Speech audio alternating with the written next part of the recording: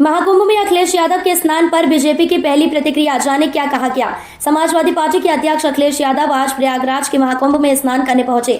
उन्होंने संगम के पवित्र तट पर श्रद्धा भाव से डुबकी लगाई। इस दौरान राजनीति भी शुरू हो गई है और अखिलेश यादव की महाकुंभ यात्रा पर बीजेपी की पहली प्रतिक्रिया सामने आई है।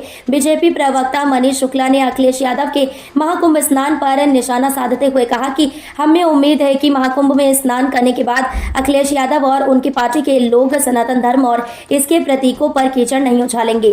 बीजेपी प्रवक्ता का बयान। मनीष शुक्ला ने अखिलेश यादव के महाकुंभ पहुंचने पर प्रतिक्रिया देते हुए कहा कि सनातन धर्म एक सहिष्णु धर्म है जो सभी को अपने में समाहित कर लेता है। महाकुंभ सनातन धर्म के विश्वास का प्रतीक है। महाकुंभ के दौरान कोई भी पवित्र संगम के तट पर जाकर मां गंगा में स्नान कर सकते हैं।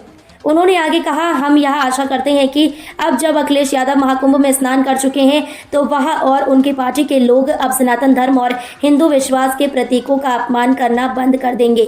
मनीष शुक्ला के इस बयान में बीजेपी की तरफ से यह संकेत दिया गया है कि अखिलेश यादव को अपनी धर्मनिरपेक्ष छवि के साथ साथ धार्मिक संवेदनाओं का भी सम्मान करना चाहिए। अखिलेश यादव का महाकुंभ यात्रा पर बयान। समाजवादी पार्टी के प्रमुख अखिलेश यादव ने महाकुंभ यात्रा को लेकर पहले ही यह घोषणा की थी कि वह परिवार के साथ संगम में डुबकी लगाएंगे।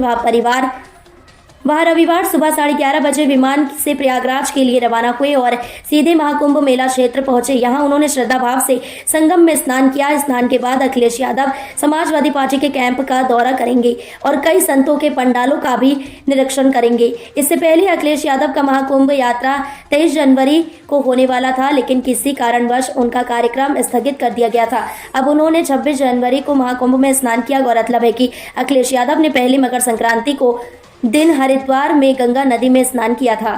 महाकुंभ पर राजनीति की हवा।